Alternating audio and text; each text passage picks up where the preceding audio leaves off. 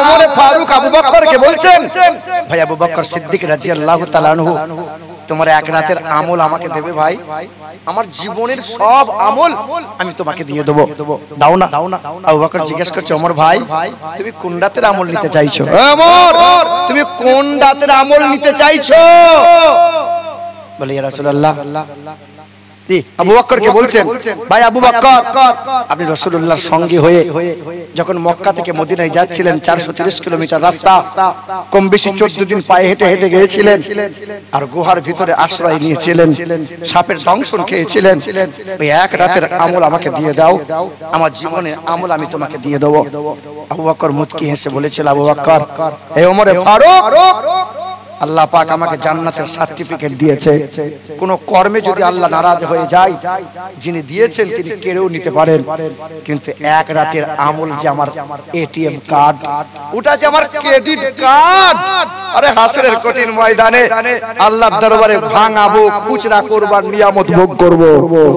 আরে মুসলমান, চুলটা কাটতে নবীর তরিকা মতো সেলুনের দোকান থেকে বেরিয়ে বলতে, দয়ার মালিক আল্লাহ, তোমার হাবিবের মহব্বতে চুলটা কেটেছি, তোমার হাবিবের মহব্বতে নখটা কেটেছি, আরে সেই দিন আল্লাহ তোমার জন্য এটা এটিএম কার্ড করে রেখে দিত। হাসরের ময়দানে কিছুই নাই, একটা সুন্নতের জন্য হাসতে হাসতে রহমতের জান্নাত যেতে পারি নাই।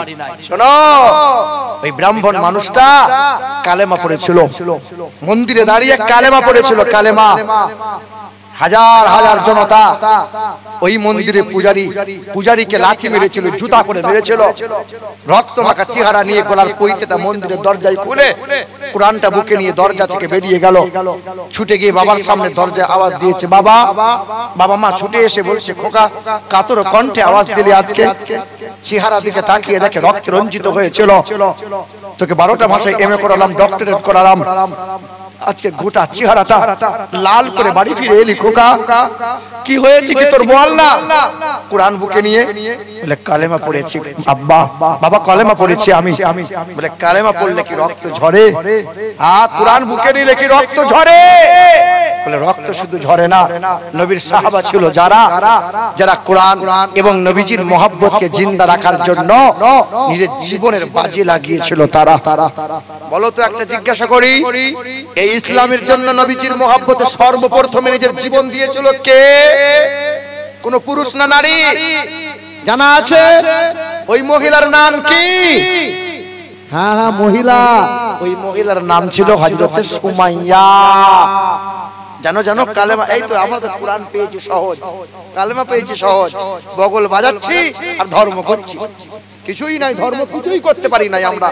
বলো বলো, আরে আগেকার মসজিদ গুলো মাদ্রাসা গুলো কাঁচা ছিল, আগেকার মানুষ শিক্ষার হার কম ছিল, আগেকার মানুষ বিশ্বাসী ছিল, আগেকার মানুষ সৎ ছিল, আগেকার মানুষ খাবার খেত খাঁটি, আগেকার মানুষের ঈমান ছিল খাঁটি, আগেকার মসজিদ ছিল কাঁচা, কিন্তু নামাজি মুসল্লি যতটুকুই ছিল ততটুকু পাকা ছিল। আজকে শিক্ষার হার বেড়েছে, নোংরামো তত বেড়েছে, আর যত বেড়েছে নোংরামো তত খোদার নতুন নতুন গজব রোগ ব্যাধি বেরিয়েছে। এখন মসজিদ মাদ্রাসা ঝকঝকে চকচকে, আর আমরা সব হয়েছি ফকফকে। বলো বলো বাপ সোনার টুকরো বন্ধুরা আমার, মা সুমাইয়াকে গাছে বেঁধেছিল, নিজ আপন সন্তানকে সামনে গাছে বেঁধেছিল, আর বেঈমানটা নিজের ছেলে আম্মারকে বলেছিল, যদি কালেমা ছাড়বি তো ছেড়ে দে, কপাল ভালো পাবি, যদি কালেমা না ছাড়িস মায়ের উলঙ্গ চেহারা দেখতে হবে। মা বলেছিল, 10 মাস পেটে ধরেছি তোকে, 2 বছর দুধ পান করালাম, 5 বছর তেল কাজল দিয়ে বড় করে তুললাম, সব ত্যাগ করবি, কালেমা যেন বন্ধ করবি না। সেদিন সুমাইয়া উলঙ্গ করে দিল, চেহারা থেকে কাপড় সরিয়ে দিল। কালেমা পড়েছিল বলে, তখন তো নামাজ ছিল না, তখন তো কোরআন আসে নাই। কালেমা কালেমা না, রাত দিন তারা কোরআন পড়তে পারে নাই, রাত দিন নামাজ পড়তে পারে নাই, রাত দিন এই রোজা রাখতে পারে এইরকম করে না, ইবাদত এত সহজ ছিল না। কালেমা পড়েছে, ঈমান এনেছে, নবী নবী করেছে। বেঈমানরা কি করলো? মা সুমাইয়াকে চিৎ করে জমিনে শুইয়ে দিল, দি বাম হাত আর বাম পা রশিতে বেঁধে ওই খেজুর গাছে টান দিল, ডান হাত ডান পা রশিতে বেঁধে খেজুর গাছে টান দিল। একটু ভাবো তো অবস্থাটা কেমন ছিল। না না, শুধু শান্ত হয় না, এই করে বেঈমানটা বড় একটা বর্ষা নিয়ে এলো। ওই মা সুমাইয়ার লজ্জা স্থানে বর্ষাটা ভরে দিয়েছিল। বর্ষা ঢোকে না, লোহার বড় একটা ধাম্বল নিয়ে, বড় একটা লোহার এইরকম হাতুড়ি নিয়ে আঘাত করেছিল।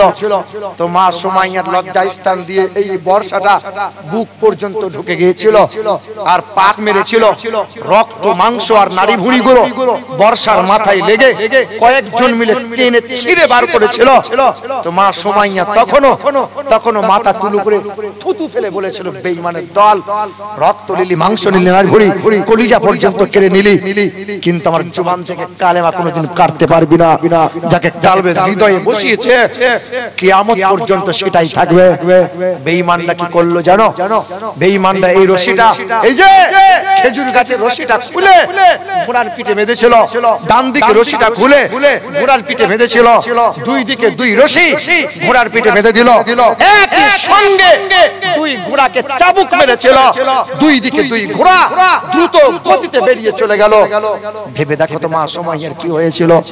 দুই দিকে এই দেহটা দুটো খণ্ড হয়ে বেরিয়ে চলে গিয়েছিল। দ্বিপ্রহরের সময় বেঈমানরা মা সুমাইয়াকে শহীদ করে দিল। সূর্য পাঠে যায়, অস্ত যায়, মাগরিবের ওয়াক্ত হয়। ইতিহাস সাক্ষ্য দেয়, হাজার হাজার মানুষ শুনতে পেয়েছিল। তখনও মা সুমাইয়ার এই মাংস কেঁপেছিল। এই মাংস থেকে আওয়াজ এসে বলেছিল, লা ইলাহা ইল্লাল্লাহ, লা ইলাহা ইল্লাল্লাহ, লা ইলাহা ইল্লাল্লাহ, মুহাম্মাদুর রাসূলুল্লাহ। বলো মুসলমান, আল্লাহ পাক সবচেয়ে যারে মহব্বত করলো নবী মুহাম্মদ রাসূলুল্লাহ। আর জীবন ভর যে নবী কাঁদলো, যাদের জন্য কাঁদলো, এই উম্মতি গুনাহগার আমরা। লম্বা করব না, রাত গভীর হচ্ছে, শোনো। দয়ার রাসূল নবীজি আমার, হ্যাঁ, মা আয়েশার ঘরে কাঠের চৌকির উপরে বসেছিলেন। বাবু মেলে এইরকম একটা সাদা চাদর নবীজি গায়ে জড়িয়ে রেখেছেন। আর আল্লাহ রাসূল ডাক দিয়ে বলছেন, আয়েশা, আম্মা আয়েশা দৌড়ে এসে নবীকে বলছেন, লাব্বাইক ইয়া রাসূলুল্লাহ, আপনি আমাকে ডাকছিলেন? আল্লাহ রাসূল বলছেন, আয়েশা তুমি আমার শরীরে একটু হাত বোলাও। তখন আল্লাহ রাসূল সাল্লাল্লাহু আলাইহি সাল্লামের শরীরে কপালে হাতটা বুলিয়ে বলছেন, নবী আপনার শরীর খুব গরম গো নবী। আল্লাহ রাসূল সেদিন বলেছিলেন, আয়েশা রে 3 দিন ধরে শরীরটা বড্ড জ্বর। আয়েশা তোমাকে ওই যে জাইতুনের তেল রাখা আছে জানালায়, একটু উষ্ণ গরম করে আমার পিঠে একটু মালিশ করে দাও না আয়েশা, একটু মালিশ করে দাও না। আম্মা জান আয়েশা দৌড়ে গিয়েছিলেন আর জাইতুনের তেলটা গরম করে নিয়ে নবীর পিঠের কাছে দাঁড়িয়ে বলছেন, আল্লাহ রাসূল আপনি পিঠের কাপড়টা তুলে ধরেন। নবীজি ঠিক এই রকম করে, ইতিহাস বলছে সোনার পানি দিয়ে, নবীজি পিঠের কাপড়টা, চাদরটা এইরকম তুলে ধরে আছেন। মা আয়েশা ডান হাতে করে তেলটা নিয়েছেন, জাইতুনের তেল, নবীজির পিঠে লাগাতে যাবেন, হাতটা থমকে গিয়েছিল। মা আয়েশা ঠোঁট দুটো থরথর করে কেঁপেছিল। আম্মা জান আয়েশা চোখের কোণা দিয়ে গরম পানিটা গড়িয়ে গিয়েছিল।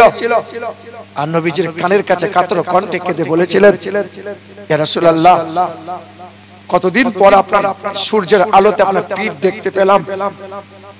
আপনার পিঠ আমি কোনোদিন দেখি নাই গো নবী, আজকে আপনার পিঠটা দেখলাম। নবী আপনি বলবেন, আপনার কি ছোটবেলায় এই পিঠ মায়ে বসন্ত হয়েছিল?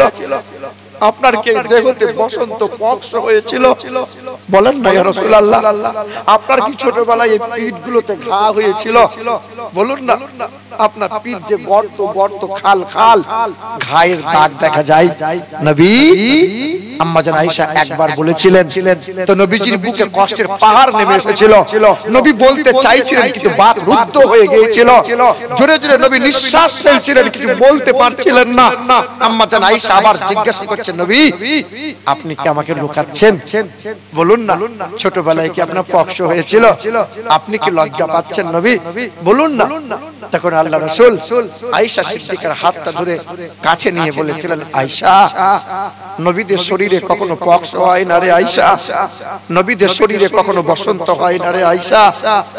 তুমি শোনো নাই আয়েশা, আজ থেকে 10 বছর আগে তাইফের নিষ্ঠুর মানুষদের কাছে কোরআনের বাণী নিয়ে গিয়েছিলাম, কোরআনের আয়াত শুনিয়েছিলাম, আমার নবুয়তের জাহির করেছিলাম। আর তাইফের নিষ্ঠুর মানুষদের সামনে গিয়ে বলেছিলাম লা ইলাহা ইল্লাল্লাহ আনা রাসূলুল্লাহ, তোমরা এক আল্লাহকে মেনে নাও, আমি আল্লাহ রাসূল, আমাকে স্বীকার করে নাও।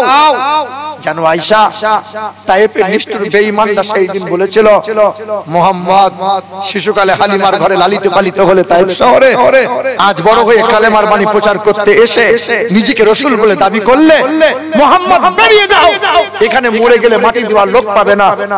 জানো আয়েশা, আমি কখনো ভাবতে পারি নাই যে মানুষের হৃদয়গুলো এত কঠিন হয়। তাইফের নিষ্ঠুর মানুষরা আমি রাসূল আমাকে মারার জন্য চক্রান্ত করেছিল। আর ওই যুবকগুলোর হাতে মোটা মোটা পাথর ধরিয়ে বলেছিল ওই পাগল মুহাম্মদ রাস্তা দিয়ে যাচ্ছে, ওকে এমন করে মারবি যেন সুস্থ হালতে তাইফ থেকে বেরোতে না পারে। যেন আয়েশা, আমার শরীরে সাদা রঙের জুব্বা ছিল, ওই বেঈমানরা আমাকে এমন করে পাথর ছুঁড়েছিল, এই জুব্বাটা ছিঁড়ে চামড়া ফেটে মাংসের মধ্যে পাথরগুলো গেঁথে গেঁথে গিয়েছিল। আয়েশা, আয়েশা রে, সেই 10 বছর কেটে গেল, কত সময় কত মানুষ গুজরে গেল, কিন্তু এখনো তোমার নবীর দেহের দাগগুলো মুছে যায়নি। আয়েশা, জানো আয়েশা, কাল যখন হাসরের দিন বিচার হবে, আমার এই গুনাহগার উম্মতের আল্লাহ বিচার করবে।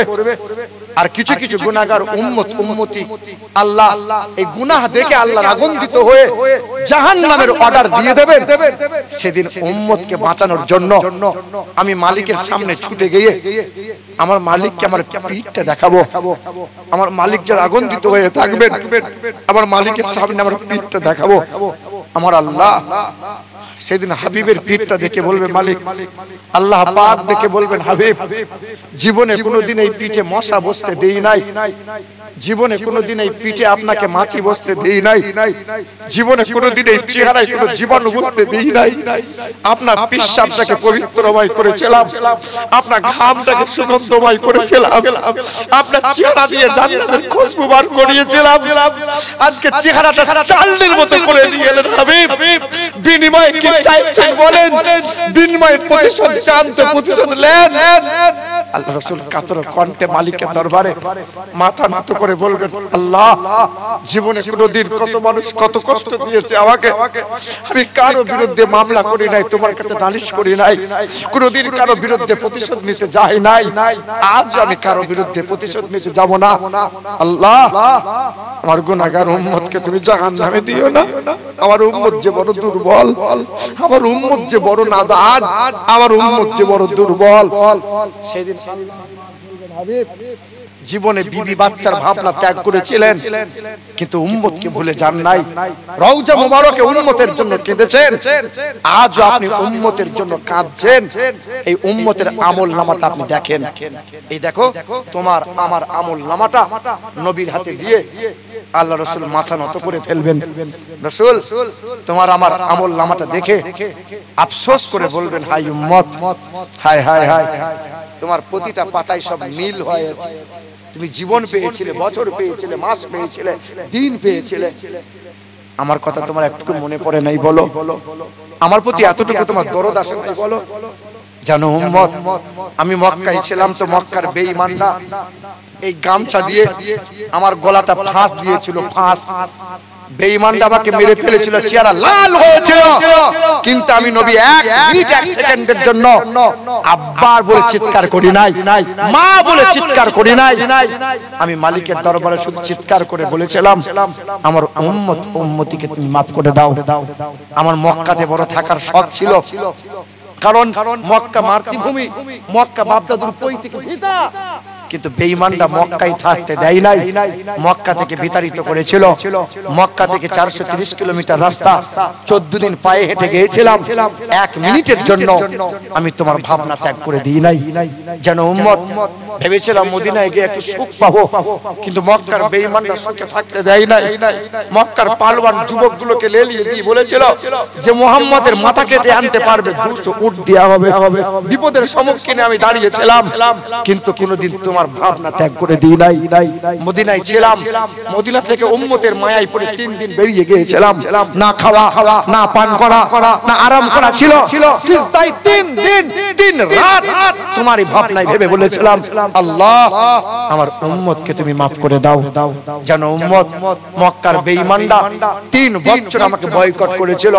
ওই গাছের পাতা খেয়ে আমার বিবি আমি বিবি খাদিজাকে সঙ্গে নিয়ে 3 বছর কাটিয়েছিলাম, কিন্তু তোমার ভাবনা কোনোদিন আমি ভুলে যাই নাই।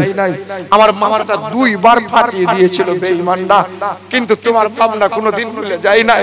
পেটটা চালনির মতো গর্ত করে দিয়েছে বেঈমানরা, কিন্তু তোমাকে আমি কোনোদিন ভুলে যাই নাই। আম্মা জান আয়েশা বলেন 3টে চাঁদ উঠেছে, 3 বার চাঁদ ডুবেছে, অর্থাৎ 3 মাস নবীর 9 বিবির ঘরে উনুন জ্বলে নাই।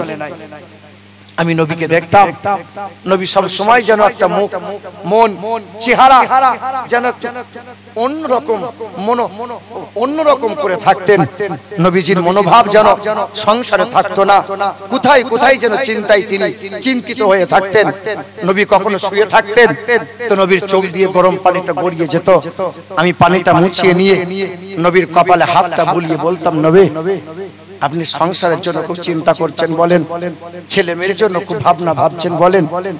নবী উঠে আমি আয়েশার গায়ে হাতটা বুলিয়ে বলতো, আয়েশা সংসারের চিন্তা হয় না রে আয়েশা, ছেলে মেয়ের ভাবনা আমারও হয় না রে আয়েশা, আমার বড় চিন্তা হয় আমার গুনাহগার উম্মতির কি হবে, আমার গুনাহগার উম্মতির কি হবে।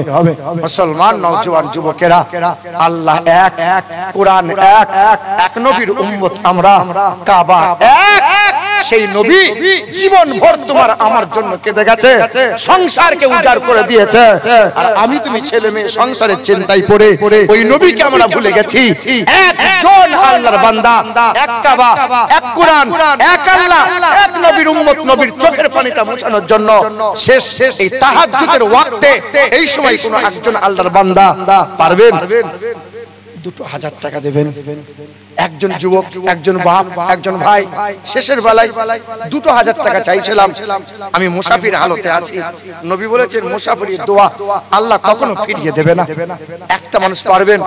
আজকে নাই কালকে দিয়ে দেবেন, হবে ইনশাআল্লাহ। আব্বার জন্য আর মায়ের জন্য নতুন হাফেজ হয়েছে কাউসার আলী, যেটা হলো আজকে পাগড়ি দেওয়া হলো, আলহামদুলিল্লাহ।